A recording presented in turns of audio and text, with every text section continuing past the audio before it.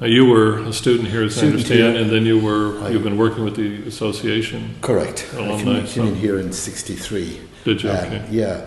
That's what I wanted. A little bit about yourself and your myself. Okay. And your relationship, how you got to Hallows and why you stayed. Right. I'm from the same county as Des. Both Cavan. Where is that? Cavan people. Oh, you're both Cavan. So my wife's a Boylan.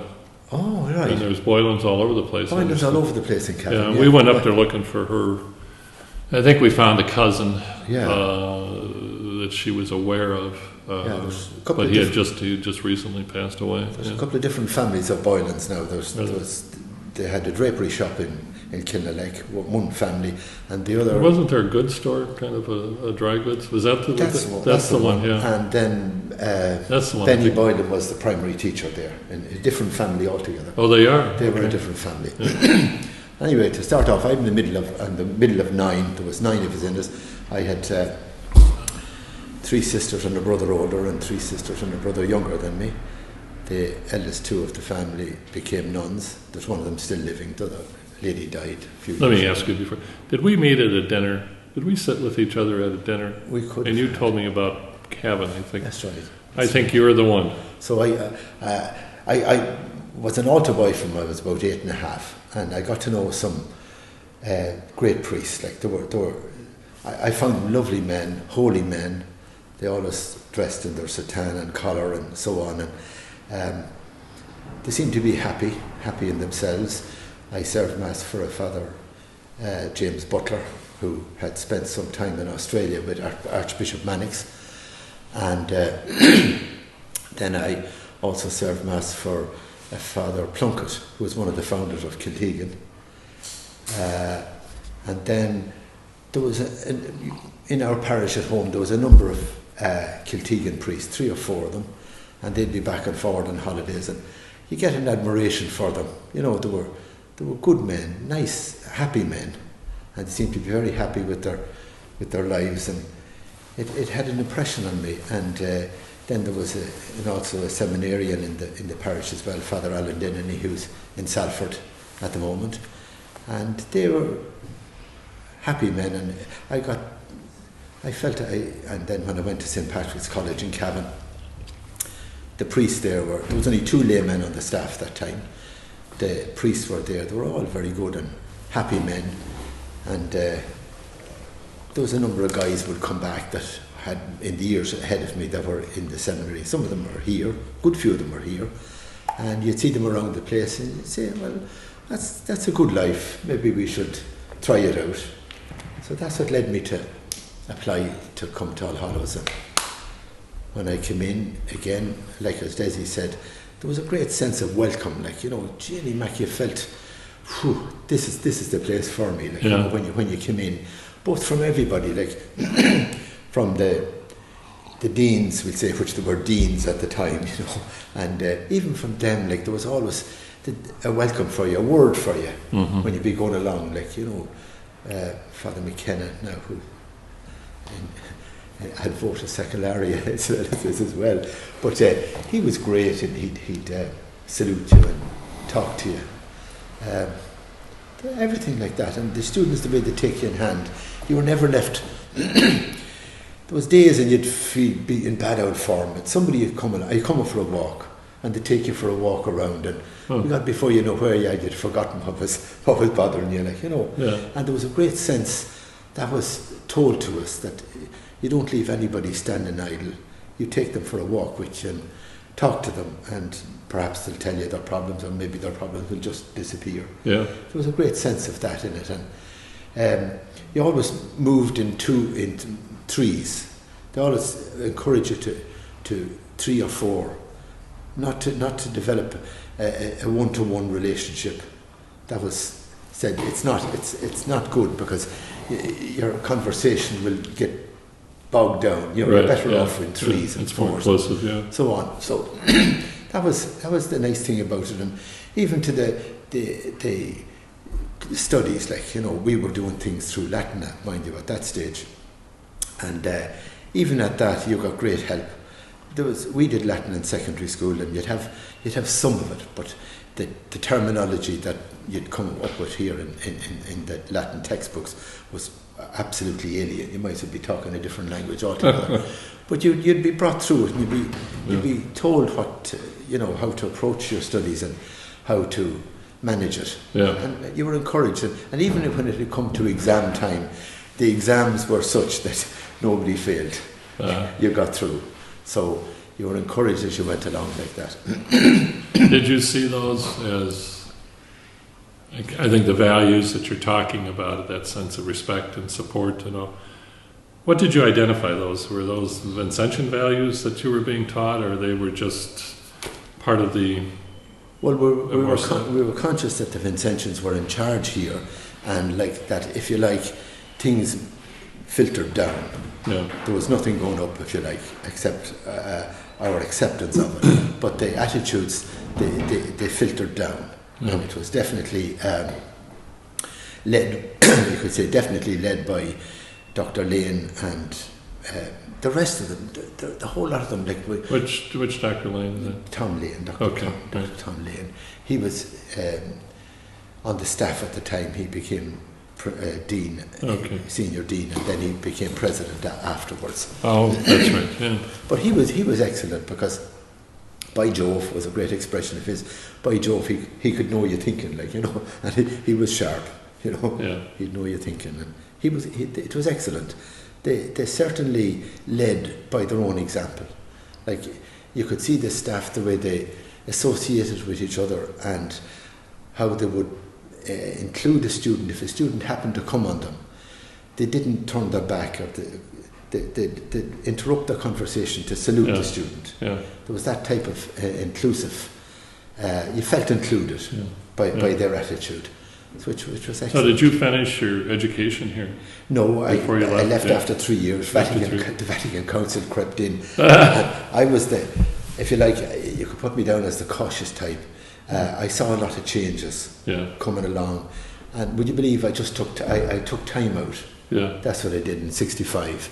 I went up to Dr. Murphy and I said I was going to take time out. I felt things were moving a little bit too fast for me. Okay. So he was very understanding, but he did say to me that day, if you take time out, you won't come back. I said, if such is to be, that'll be. But I took the time out and I didn't come back, except after '92, the Jubilee came out there.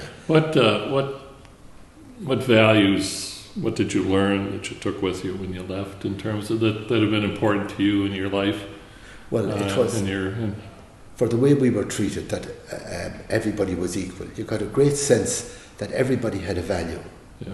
And that came down, like as I said, it filtered down from the staff, that you had a value, and consequently in my civilian life, I kept that attitude that everybody has a value and everybody has a contribution to make, and everybody is worth listening to. Yeah. And that was the chief thing, the sense of value and appreciation of all other human beings.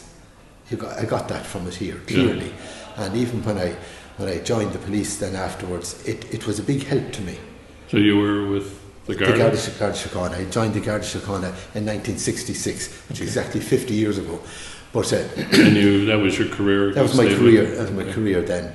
And like as I say, the sense of value of people, even to criminals that I had to deal with, or people that were doing you a favour, you looked on them all as equal. They're a human being. They're doing a job. Everybody is trying their best, and like it was that sense of value, I'd say, that I brought from here. Yeah. And I could never ever but thank God for my time in Hallows, for what it gave me, And I think that's the hope of most institutions, educational institutions, that there's an impact on the people they're educating. That's a lifelong impact, particularly not just the academic knowledge or information that's shared, but really the shared values of the institution. It sounds like that's was important to you and impacted you. Absolutely, absolutely. Yeah. It coloured my whole life, and left me with an attitude which I found when exercised, was a great help to me. Yeah. And I will be forever grateful to All Hallows for that aspect of it. As well as that, you learnt a lot from your studies here as well. Sure. That was a big help in, in dealing with people, how to get the best from them, in other words, So I found it extremely helpful. Indeed, afterwards, like when I reared my own family and so on, you learn that you listen to them as well. You carry it through life, what you get here, right. Which I hadn't got, may I say, or maybe it was thrown at me in secondary school, but you never got the impression that you got it in secondary school. I felt I waited till I got here to get that, to develop that attitude towards people, and so on. So I found it extremely helpful. What since you apparently have stayed in, from what Mary tells me, you've stayed very active with All Hallows. That's correct. What was that about? What kept bringing you back to continue to support the college and work with other passmen and alums? But it's out of a sense of gratitude. I'd say it's definitely, I could see nothing else in it other than that. I'm extremely grateful to the college for what it taught me in life skills and so on. I'm extremely grateful to the college, and in a sense, by my coming back, I was hoping I'd encourage others to be back as well and think about what we were taught here and realise the value of it. Mm-hmm. And that's what I see in it. I would be eternally grateful, like, for everything that happened to me, to staff, students alike, and, as I say, just the sheer appreciation of the value of other people. Yeah. That's the big thing I got from it, particularly since being in the Guards and dealing with the public afterwards. It was a tremendous help to me. Yeah.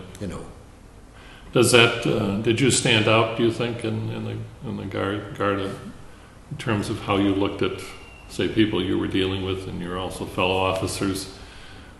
Did others comment on your approach and recognize it as something? Absolutely. And oftentimes it has been said to me, where did you get it?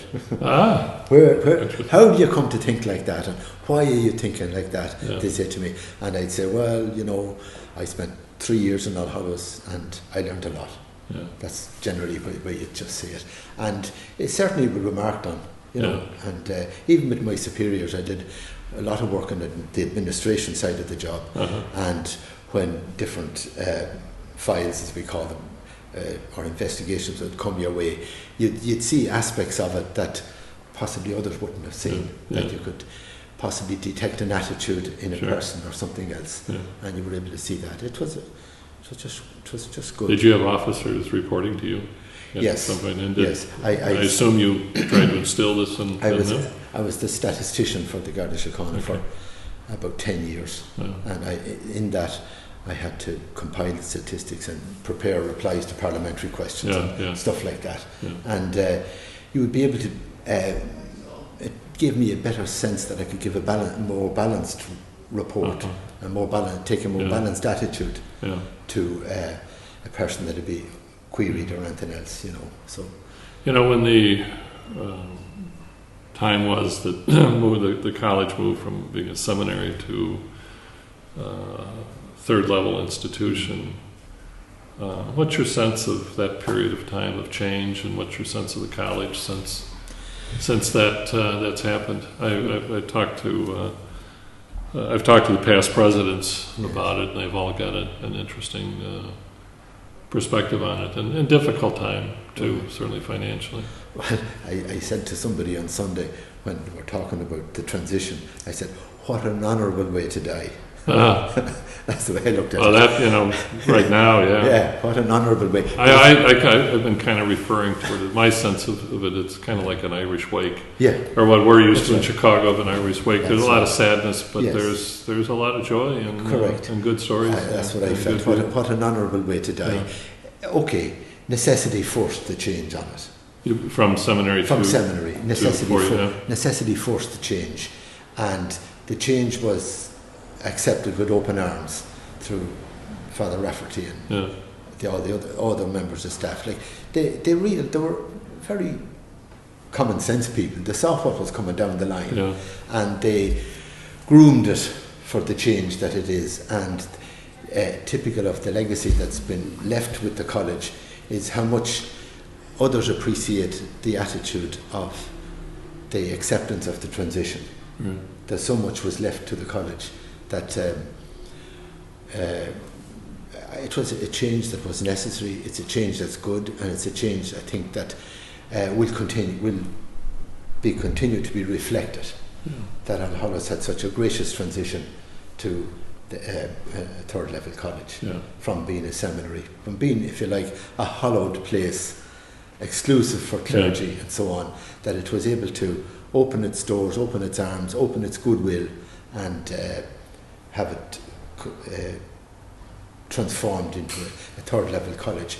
And indeed, because of I feel because of the way it was done, the attitude of the campus will continue, and will be seen to continue. Well, that would be my hope, but it's more than hope with me. I have a feeling it will.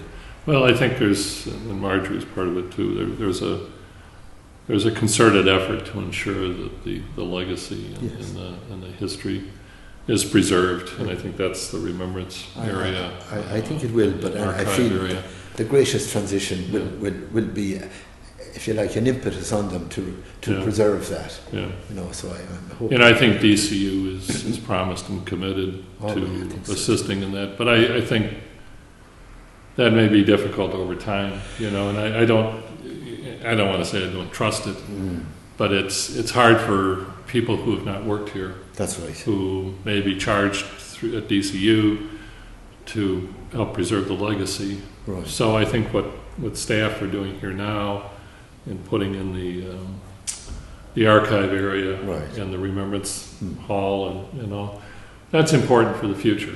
And I think for folks like you who have been part of that history to be able to come back and experience it as you want. We will continue to come back, and it was nice to know that the Jubilee Day for next year is flagged already. Is it? Yeah. It is flagged already for next July, and it's nice to see that that's flagged a year in advance. So hopefully by the time July 17 arrives, July 18 will be flagged again. So that will continue to draw people back. But then again, if you like, I hope the lay students that were through here will adopt the Jubilee and call it a Jubilee Day, because I do often say at our meetings, we're a dying breed.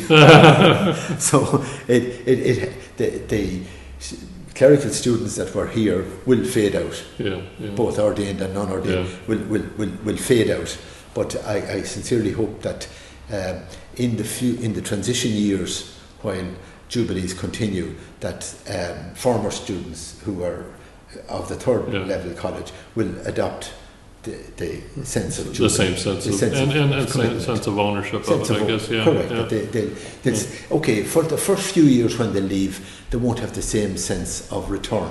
But as time moves on, even with ourselves, it developed. It took to 92 to get us together as an Hallows association. It took that to get us to come back from. But I think as you have been proactive in connecting people back, and your work with the Passman, there needs to be that same kind of work to engage the lay students in recent years to stay connected, stay informed, and to come back for the celebrations. We had one guy returned on Sunday. Maybe that's a new job. Who hadn't returned from the time he left, from 1965. Come on in, John. We just have a few more minutes here. He was first time back last Sunday. Last Sunday since 1965. So he was delighted to come back. Actually, how I arrived back was Hubert O'Reilly.